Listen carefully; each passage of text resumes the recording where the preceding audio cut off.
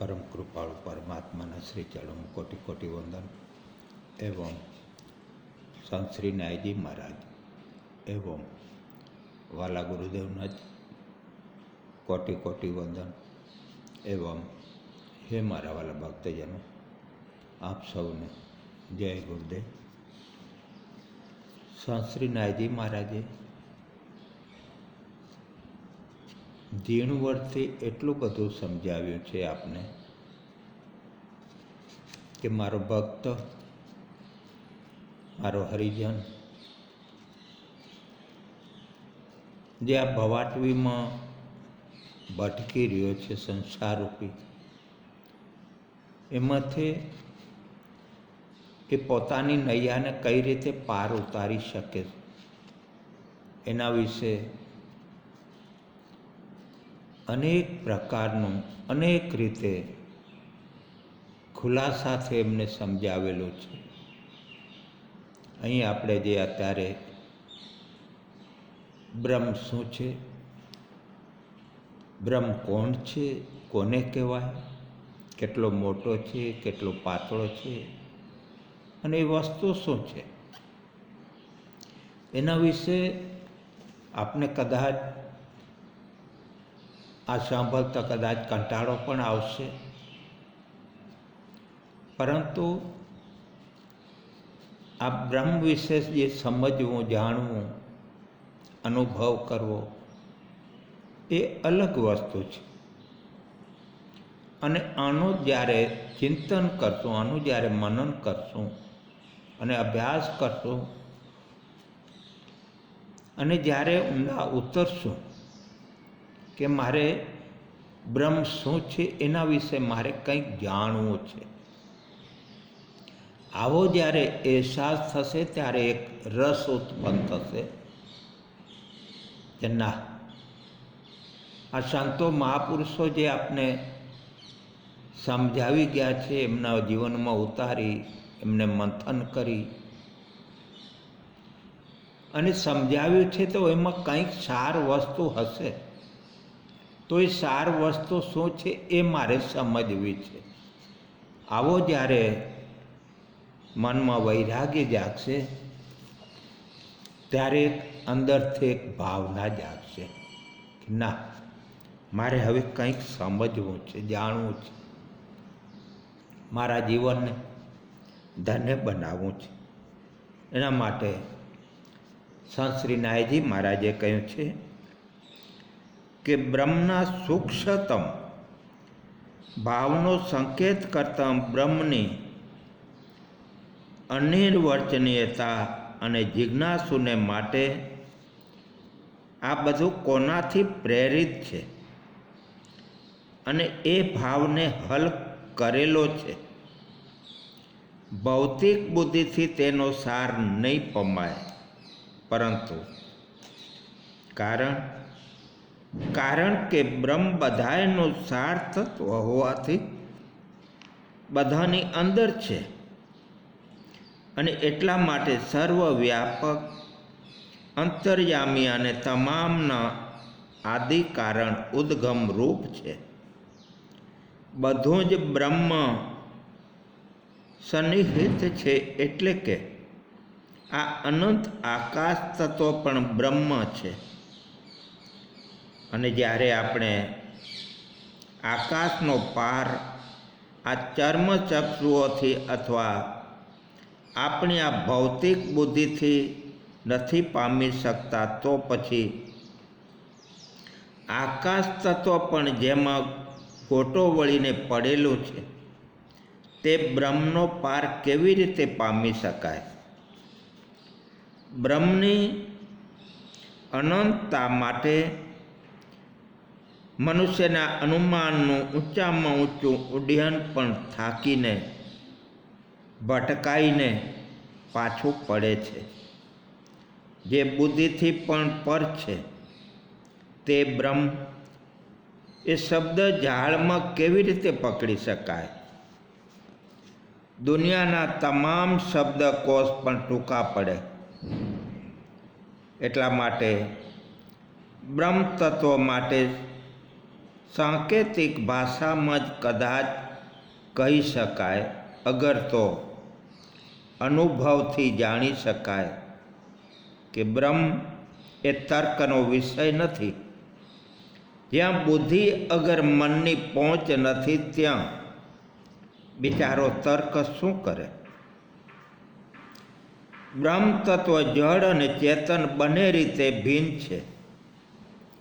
વાણી વગર શબ્દોથી જે કંઈ અતીત કાળથી અત્યાર સુધીમાં જ્યાં જ્યાં પણ કહેવાયું છે, અગર પ્રગટ કરેલું છે, તે પણ બ્રહ્મ નથી, બલકે વાણી અગર શબ્દ સ્વયં જેનાથી પ્રેરિત છે તે બ્રહ્મ છે.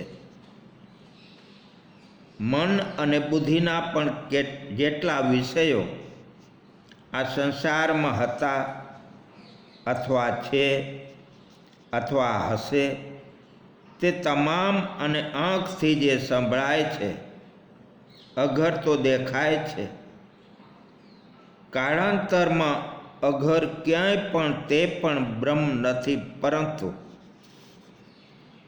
જેની શક્તિથી કાન સાંભળી શકે છે તે અથવા આંખ દેખી શકે છે તે બ્રહ્મ છે. અંતમાં યોગ ગુરુ શ્રી માનસા મહારાજે એટલે સુધી કહ્યું છે કે સ્વયં ચૈતન્ય અથવા પ્રાણ શક્તિથી ચેષ્ટિત સમગ્ર કર્મ સંગ્રહ પણ બ્રહ્મ નથી. જે પ્રાણનો પણ પ્રાણ છે તે બ્રહ્મ છે. કારણ કે બ્રહ્મની કોઈ જાતિ નથી, કોઈ ભાતિ નથી. પ્રાણી કે પદાર્થ બ્રહ્મની કોઈ જાતિ નથી. બ્રહ્મ નર જાતિ, નારી જાતિ નથી કે જ્ઞાનેતર જાતિ નથી, અથવા તો આ ત્રણ સિવાયની બીજી કોઈ જાતિ પણ નથી. બ્રહ્મને એટલે કે આત્માને ગુજરાતી ભાષામાં કેવો કહીને નર જાતિમાં બોલાય છે, હિન્દી ભાષામાં બ્રહ્મને એટલે કે આત્માને નારી જાતિમાં કેવી રીતે કહેવાય છે? બ્રહ્મ તને કેવો છે, કેવી કે કેવું કહેવું, તેમાં પણ ભાષાની એક ભૂલ છે. બ્રહ્મ ભાષાનો કે વાણીનો વિષય નથી. જેનું વર્ણન કરવામાં વાણી પણ કુઠિત થઈ જાય છે, માટે બ્રહ્મ વાણીથી પણ પર છે. જે આંખે દેખી શકાય છે તે જ અને જે એટલું જ બ્રહ્મ છે તેમ ના કહી શકાય. જે કાનથી સંભળાય છે તે જ અને તેટલું જ બ્રહ્મ છે તેમ પણ ન કહી શકાય. જે અને જેટલું નાકથી સૂંઘી શકાય, જીભથી ચાખી શકાય, અગર સ્પેન્દ્રિયથી સ્પર્શ કરી શકાય, તે જ અને તેટલું જ બ્રહ્મ છે તેમ પણ ન કહી શકાય. બ્રહ્મ કોઈ પણ જ્ઞાનેન્દ્રિયનો વિષય નથી. બ્રહ્મ કોઈ જ્ઞાનેન્દ્રિયની પકડમાં આવી શકે તેમ પણ નથી. પરંતુ બ્રહ્મ તમામ ઇન્દ્રિયોથી એ પર છે. બ્રહ્મ ક્યાં છે એ સવાલ જ અસ્થાને છે. બ્રહ્મ ક્યાંય દેખાતું નથી, કારણ કે આંખ જેને દેખી શકે છે તે નષ્ટ થઈ જાય છે. બ્રહ્મ ક્યાંય સંભળાતું નથી, કારણ કે કાન જેને સાંભળી શકે છે તે ખોવાઈ જાય છે. બ્રહ્મનો સ્પર્શ નથી થતો, કારણ કે જેનો સ્પર્શ કરે છે તે નષ્ટ થઈ જાય છે. ટૂંકમાં ઇન્દ્રિયો જેને જાણી શકે છે તે બધું નાશવાન છે. અસલમાં ઇન્દ્રિયો એવી જ વસ્તુઓને જાણી શકે છે કે જે ઉત્પન્ન થાય છે, નાશ પામે છે, જે શાશ્વત નથી. પરંતુ એ મિથ્યા છે. જે બ્રહ્મનું પરમાત્મા શાશ્વત છે, નિત્ય છે, તેને ઇન્દ્રિયો જાણી શકતી નથી. બ્રહ્મનું મનન કરવા બેસે તો મન હારી જાય. ચિંતન કરવા બેસે તો ચિંત થાકી જાય. નિર્ણય કરવા બેસે તો બુદ્ધિ પાછી પડી જાય. બ્રહ્મ મન, બુદ્ધિ કે ચિંતની પકડમાં પણ ન આવે. બ્રહ્મ મન, બુદ્ધિ, ચિંત, અહંકાર, અંતઃકરણ ચતુષ્ટયથી પણ પર છે.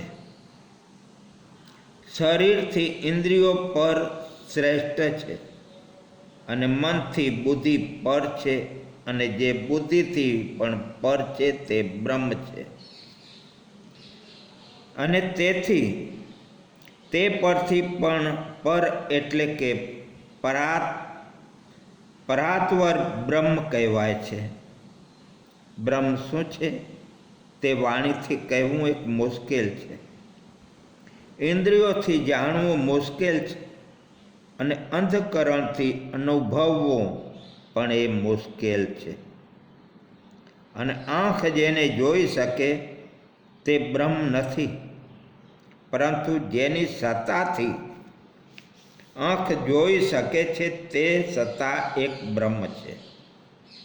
કાન જેને સાંભળી શકે છે તે બ્રહ્મ નથી, પરંતુ જેની સત્તાથી કાન સાંભળી શકે છે તે સત્તા એક બ્રહ્મ છે. નાક જેને સૂંઘી શકે છે તે બ્રહ્મ નથી, પરંતુ જેની સત્તાથી નાક સૂંઘી શકે છે તે સત્તા ચૈતન્ય તે બ્રહ્મ છે. જીભ જેને ચાખી શકે છે, અગર જે કંઈ બોલી શકે છે તે બ્રહ્મ નથી, પરંતુ જેની સત્તાથી જીભ ચાખી શકે છે, બોલી શકે છે તે બ્રહ્મ છે. સ્પર્શેન્દ્રિય જેનો સ્પર્શ કરે છે તે બ્રહ્મ નથી, પરંતુ જેની સત્તાથી સ્પર્શેન્દ્રિય સ્પર્શ કરી શકે છે તે બ્રહ્મ છે. મન જે પ્રાણી, પદાર્થ, વસ્તુ વગર વ્યક્તિ જે કોઈનું મનન કરે છે તે બ્રહ્મ નથી, પરંતુ જેની સત્તાથી, ચેતનાથી મન મનન કરી શકે છે તે બ્રહ્મ છે. ચિત્ત જેનું ચિંતન કરી શકે છે તે બ્રહ્મ નથી, પરંતુ ચિત્ત જેની સત્તાથી ચિંતન કરી શકે છે તે બ્રહ્મ છે. બુદ્ધિ જે સંબંધે નિર્ણય કરી શકે છે તે બ્રહ્મ નથી, પરંતુ જેની સત્તાથી બુદ્ધિ નિર્ણય કરી શકે છે તે બ્રહ્મ છે. આ પ્રમાણે તમામ ઇન્દ્રિયો તથા મન, બુદ્ધિ, ચિત્તની સીમામાં જે આવી શકે તે બ્રહ્મ નથી, કારણ કે તે અસીમ છે. તમામ ઇન્દ્રિયો તથા અંતઃકરણ ચતુષ્ટય મન, બુદ્ધિ, ચિત્ત, અહંકારથી જે પર છે, જે સીમા બહાર છે, જે કસાયની પકડમાં કદાપી આવી શકે તેમ નથી, તે બ્રહ્મ છે.